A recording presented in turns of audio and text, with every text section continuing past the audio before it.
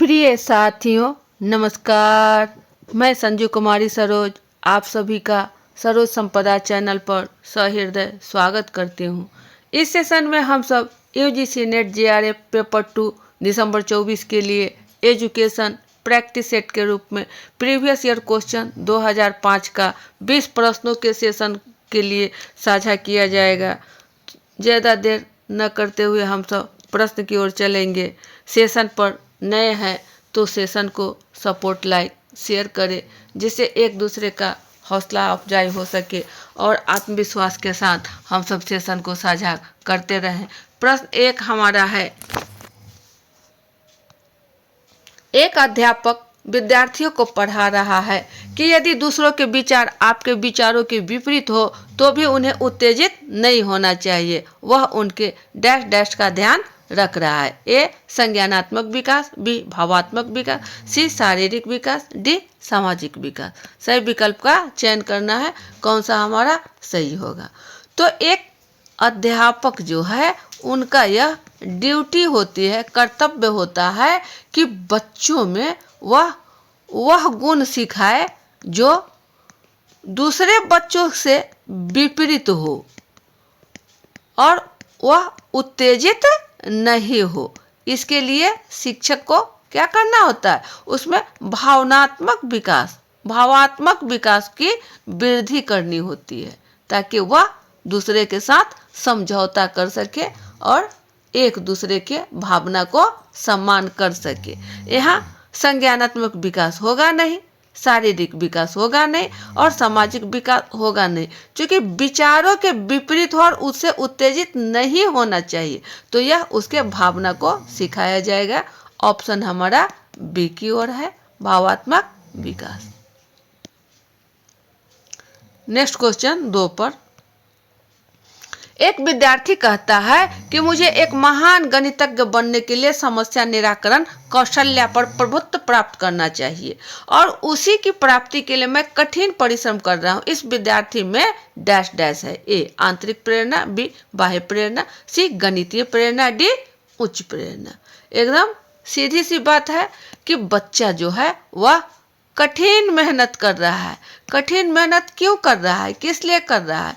चूंकि उसमें एक प्रकार की अनुक्रिया पैदा हो रही है और वह चाह रहा है कि हम महान गणितज्ञ बने। तो इसके लिए उसे अंदर से अपने आप में एक आंतरिक प्रेरणा मिल रही है कि हमें कुछ करना है और कुछ करने के लिए उसे कठिन परिश्रम करना होगा। तो यह क्या है, यह अभिप्रेरणा मिल रही है। कहाँ से मिल रही है? तो आंतरिक रूप से। ऑप्शन हमारा ए की ओर है।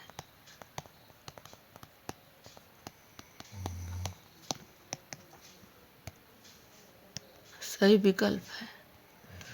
नेक्स्ट क्वेश्चन 3 की ओर, यदि उच्च व संपन्न शैक्षणिक सामग्री का विकास किया जाए तथा स्कूलों में उसका उपयोग किया जाए तो यह डैश डैश को मदद करेगा। ए प्रतिभाशाली बच्चे, बी पिछड़े बच्चे, सी अधिगम बाध्य बच्चे, डी मंद बुद्धि बच्चे। सही विकल्प का चयन करना है, ये हमारा पिछड़े है। उच्च व संपन्न जहाँ है वहाँ शैक्षणिक सामग्री का विकास उसका स्कूल में उपयोग किया जाए, यही प्रश्न है। तो यहाँ जो है वह पिछड़े बच्चे को चाहेगा लेकिन वह अधिक लाभान्वित नहीं हो पाएगा क्योंकि उसके पास उतनी संपन्नता नहीं है। तो यहाँ सही क्या हो जाएगा? यहाँ हो जाएगा आपका प्रतिभा, जिसमें क्रिएटिविटी है, प्रतिभाशाली बच्चे।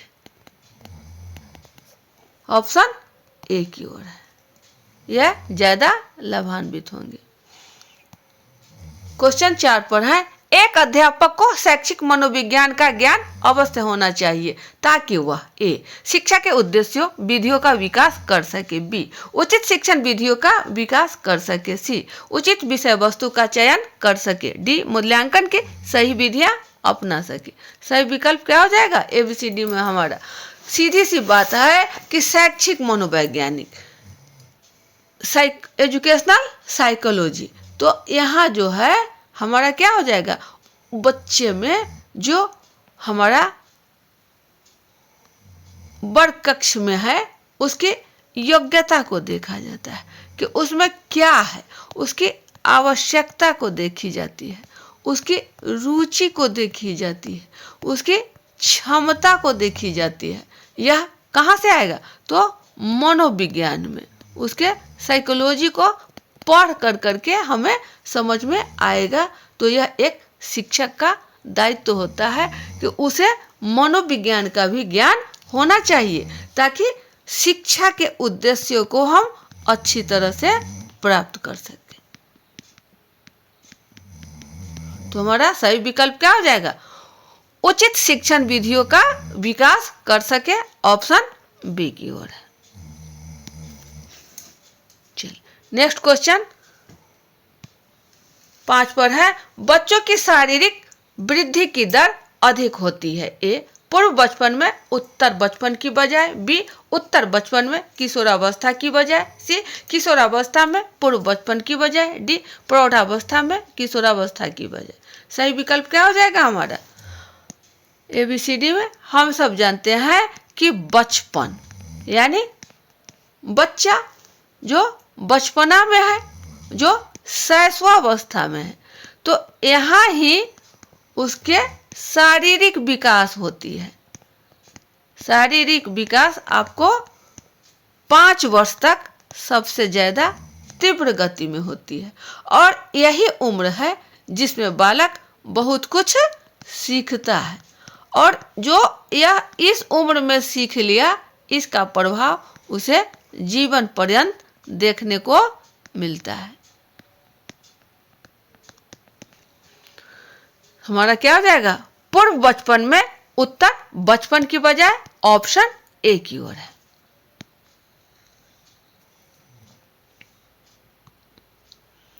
क्वेश्चन नंबर 6 पर हम सब है कि ड्रॉ ए माइंड टेस्ट। एक ए ड्राइंग परीक्षण, बी बुद्धि परीक्षण, सी शारीरिक निपुणता परीक्षण है, डी संवेगात्मक परीक्षण है। सही विकल्प का चयन करना है। क्या होगा हमारा? तो ड्रॉ ए माइंड टेस्ट जो है यह बुद्धि परीक्षण है।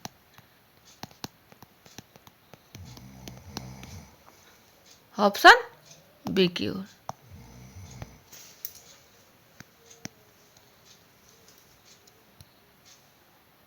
नेक्स्ट क्वेश्चन 7 पर, व्यक्तित्व के विकास में विरासत तथा परिवेश की भूमिका के संबंध में निम्न में से कौन सी बात सही है? ए अच्छी विरासत बुरे परिवेश की क्षतिपूर्ति कर सकती है, बी विरासत तथा परिवेश का योगदान बराबर होता है, सी बुरा परिवेश अच्छी विरासत को दबा सकता है, डी अच्छा परिवेश बुरी विरासत की क्षतिपूर्ति कर सकता है।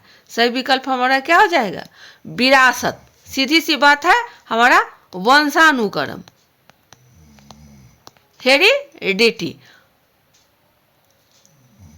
और परिवेश यानी हमारा यह है इन्वायरमेंट, वातावरण। यह जो है इन दोनों को जब तक एक साथ नहीं मिलता है तब तक बच्चे के विकास की बातें संभव नहीं है। किसी का भी विकास के लिए इन दोनों की भूमिका महत्वपूर्ण होती है। तो हमारा सही कौन सा है? प्रश्न यही है। तो विरासत तथा परिवेश का योगदान बराबर होता है, ऑप्शन बी की ओर है। नेक्स्ट क्वेश्चन 8 की ओर, निम्न में से किसका संबंध गिलफोर्ड के स्ट्रक्चर ऑफ इंटेलेक्ट के प्रतिमान से है? ए जी तथा एस, बी तरल तथा रवादार बुद्धि, सी प्रतीकात्मक समूह का स्मरण, डी शब्द प्रवाह। सही विकल्प हमारा कौन सा हो जाएगा? तो गिलफोर्ड महोदय के स्ट्रक्चर ऑफ इंटेलेक्ट का जो है वह प्रतीक से है। किसी चीज का जो प्रतीक है वह बुद्धि की बीमा, बुद्धि की बीमा से है, जो संक्रिया के रूप में संक्रिया का प्रतीक बनकर कार्य किया जाता है। ऑप्शन हमारा सी की ओर है, प्रतीकात्मक समूह का स्मरण।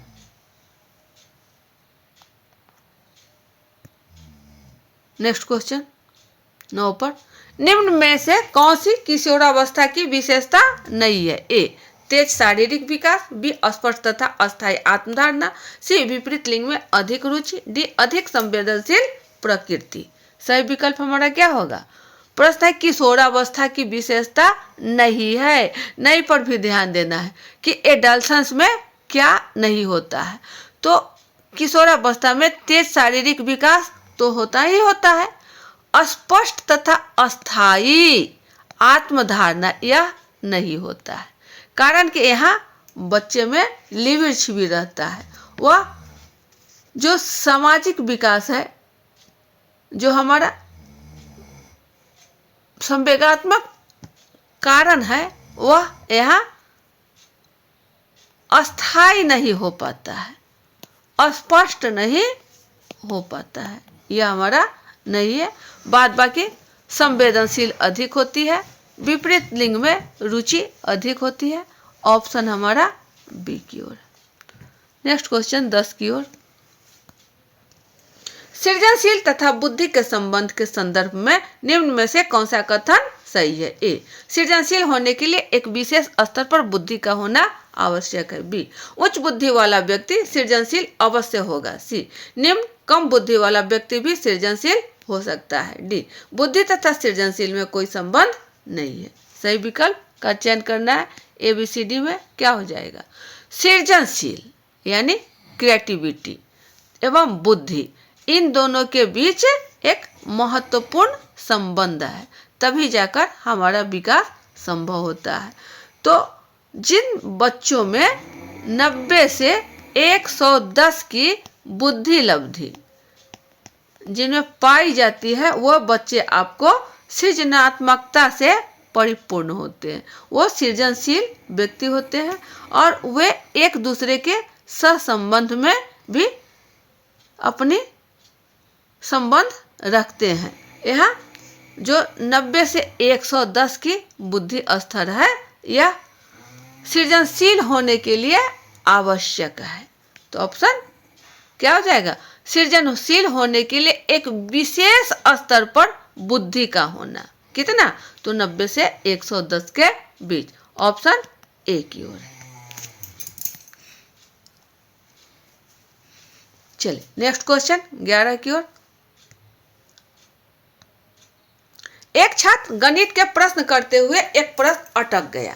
कुछ समय सोचने के बाद अचानक उसे युक्ति सूझी तथा समस्या हल हो गई। इस प्रकार के अधिगम को कहते हैं। ए, सक्रिय अनुबंधन, बी, कलाशिकीय अनुबंधन, सी, सूझ द्वारा अधिगम, डी, श्रेणीबद्ध प्रविधि। सही विकल्प का चयन करना है। कौन सा हमारा हो जाएगा? सीधा सा प्रश्न है कि वह गणित के प्रश्न को हल कर रहा था और वह समाधान नहीं हो रहा था। उसे अचानक एक युक्ति जो सूझ के रूप में आई और समस्या का समाधान हो गया। तो यह जो है हमें क्या बतला रहा है कि आहा अनुभव, यह जो है आहा अनुभव, इसे मनोवैज्ञानिकों ने कह रखा। चूंकि एट रैंडम अचानक ही हमें सूझ मिल गई और हमने उसे समाधान कर लिया। ऑप्शन सी की ओर है, सूझ द्वारा अधिगम। नेक्स्ट क्वेश्चन 12 की ओर। यदि कोई अध्यापक शिक्षण कार्य में अभिक्रमित अधिगम प्रक्रिया का उपयोग करता है तो निम्न में से किसको समायोजित नहीं किया जा सकता? ए, छात्रों का सक्रिय प्रतिभानन, बी, सूझबूझपूर्ण अधिगम, सी, छात्रों द्वारा उनकी गति के अनुसार अधिगम, डी, पुनर्बलन प्रदान करना। सही विकल्प क्या हो जाएगा? प्रश्न को भी ध्यान देना है कि समायोजित नहीं किया जा सकता, यहाँ नहीं पर ध्यान देना है। अभी हम लोगों ने पिछले पन्ने में देखा कि अचानक जो हमें सीख मिली वह था हमारा सूझबूझ आहा अनुभव। तो सूझबूझ पूर्ण अधिगम तो यह तो होगा ही नहीं, कारण कि यहाँ अभिक्रमित अधिगम प्रक्रिया जो एक शिक्षक द्वारा संपादित किया जा रहा है। तो छात्रों का सक्रिय प्रतिभानन होगा, छात्रों द्वारा उनकी गति के अनुसार अधिगम भी होगा, पुनर्बलन शिक्षक द्वारा। वाह वाह, बहुत अच्छा, सुंदर, वेल डन। इन सारे शब्दों का जो प्रयोग किया जाता है, इससे छात्रों में पुनर्बलन की जो अभिप्रेरित होने की क्षमता होती है वह अधिक होता है। तो यस है, लेकिन प्रश्न है कि नहीं, तो हो जाएगा ऑप्शन हमारा बी की ओर।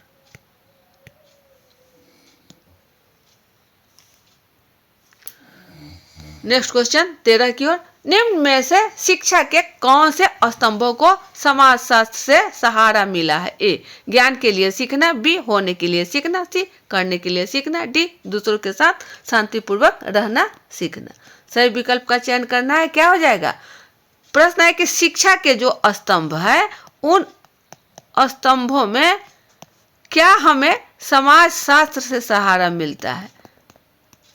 तो ज्ञान के लिए सीखना ये स्वयं के लिए, होने के लिए सीखना स्वयं के लिए, करने के लिए सीखना स्वयं के लिए, लेकिन दूसरों के साथ शांतिपूर्वक रहना सीखना यह जो है हमें समाज से मिलता है। समाज के विकास के लिए यह बहुत आवश्यक है। इससे हम शांतिपूर्ण ढंग से अपनी जिंदगी का जीवन बसर कर सकते हैं। ऑप्शन हमारा डी की ओर है, क्योंकि जिस प्रकार हमें ज्ञान, खाना पीना, रहना सहना, उसी प्रकार समाज को भी आवश्यकता है दूसरों के साथ शांतिपूर्वक रहना सीखना। क्वेश्चन नंबर 14 है, सूची ए का सूची बी से मिलान कीजिए। सूची ए में है समाजीकरण, बी सहयोगात्मक क्रियाकलाप, सी प्रजातांत्रिक आचरण, डी सांस्कृतिक आचरण। और सूची बी में है 1 2 3 4 5 दिया गया है, और इधर आपको सूची ए में 4 ही है। तो क्या हो जाए? समाज जो है वह कहाँ से मिल रहा है? तो ये आपको घर से मिल रहा है। समाजीकरण कहाँ है? तो ये हमारा घर में। सहयोगात्मक क्रियाकलाप, सहयोग बच्चे को कहाँ से मिलता है? तो यह है हमारा विद्यालय। और प्रजातांत्रिक आचरण, आचरण वो भी डेमोक्रेसी, यह कहाँ मिलेगा? राज्य में मिलेगा। पटाख से देखिए कि राज्य तो हमारा प्रजातांत्रिक आचरण। सांस्कृतिक आचरण यह हमें गांव से मिलता है। यही हमारा ऑप्शन है ए 3, बी 2, सी 4, डी 5। चलिए नेक्स्ट क्वेश्चन 15 की ओर, आधुनिकीकरण का सही अभिप्राय है। ए, विज्ञान और वैज्ञानिक दृष्टिकोण का विकास, बी, जीवन में अधिक आराम भोगना, सी, पाश्चात्य संस्कृति अपनाना, डी, जीवन की राह बदलना। सही विकल्प हमारा क्या हो जाएगा?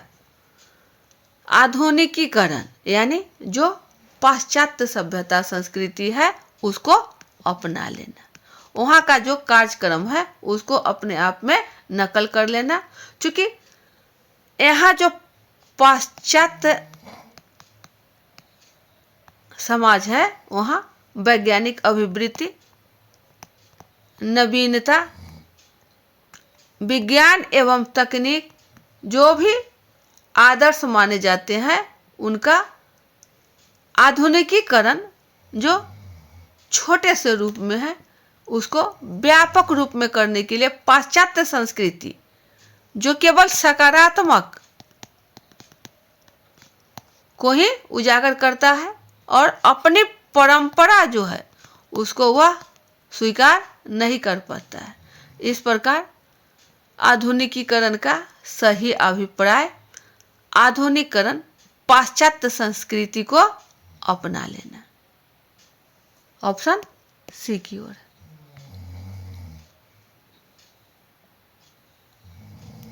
नेक्स्ट क्वेश्चन 16 की ओर, ग्रामीण भारत में वर्तमान में सामाजिक अस्थिरीकरण को निर्धारित करने में अधिक प्रभाव है। ए, परिवार का आकार, बी, सांस्कृतिक रीतियां, सी, भूमि स्वामित्व, डी, राजनैतिक संबंध। सीधा सा है कि हमें समाज में स्तर कहाँ से प्राप्त होता है, कैसे हमारी प्रतिष्ठा को चार चांद लगाता है कि यह संपन्न व्यक्ति है। तो हमें भूस्वामी, जिस व्यक्ति को जितनी भूमि से संबंधित है अधिक है उसको समाज में स्तर उतना अधिक है, और जो भूरहित है जिसके पास कुछ नहीं है तो उसका समाज में स्तर निम्न स्तरीय वर्ग में बांटा गया है। ऑप्शन हमारा सी की ओर है, भूमि स्वामित्व। नेक्स्ट क्वेश्चन 17 की ओर।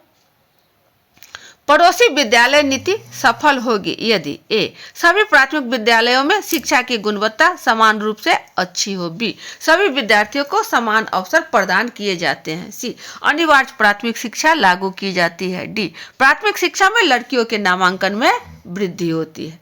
सही विकल्प हमारा क्या हो जाएगा? ए बी सी डी के ऑप्शन है। तो पड़ोसी विद्यालय जो हमें पास पड़ोस के जो विद्यालय है उससे संबंधित है कि इसकी नीति क्या है, इसको सफल होने के लिए क्या है, तो यह सार्वभौमिक प्राथमिक शिक्षा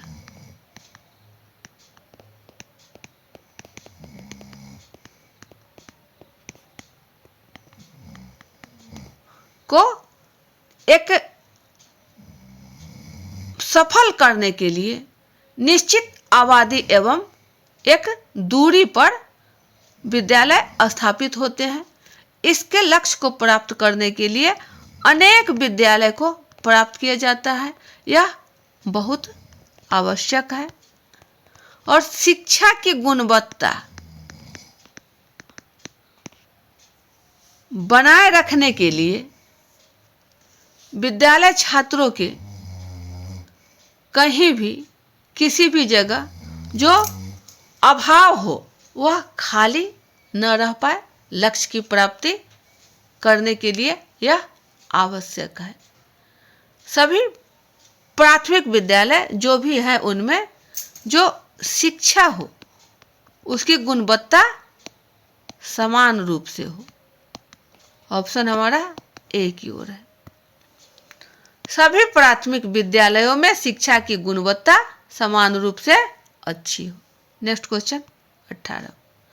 इनसे किसका निर्धारण मुख्य रूप से संस्कृति द्वारा होता है? ए सामाजिक साम्य, बी सामाजिक स्तरीकरण, सी आर्थिक नुकसान, डी सामाजिक गतिशीलता। सही क्या होगा ए बी सी डी में? तो संस्कृति द्वारा होता है। किसका निर्धारण? तो समाज में जो लोग हैं उनका स्तर से, उनके लेवल से, यानी सामाजिक स्तरीकरण जो है वह संस्कृति द्वारा होता है। कोई भूमि किसी व्यक्ति के पास कितनी एकड़ है और किसी के पास भूमि रहने के लिए भी नहीं है, तो उसके संस्कृति में वह झलकती है। क्या हो जाएगा? ऑप्शन हमारा सामाजिक साम्य।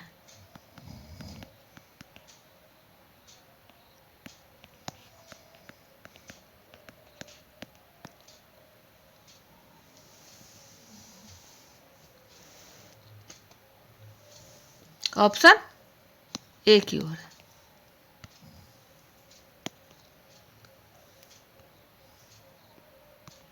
नेक्स्ट क्वेश्चन 19 पर है।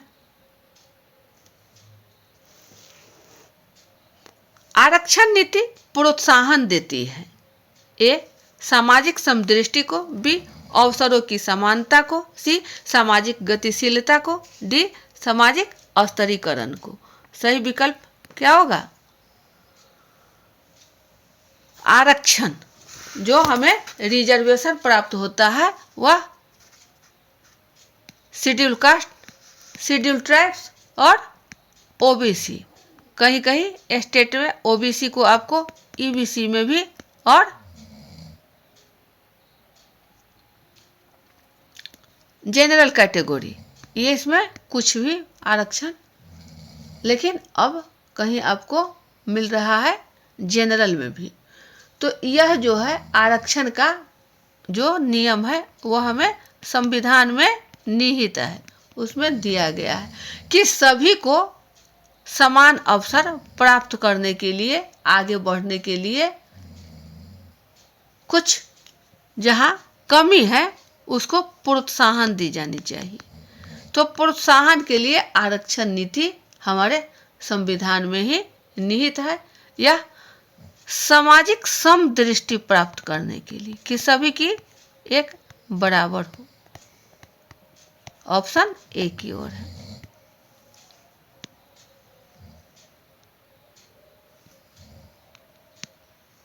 चलिए नेक्स्ट क्वेश्चन 20 की ओर। कथन ए विद्यालय त्यागने वाले गरीब परिवारों से हैं।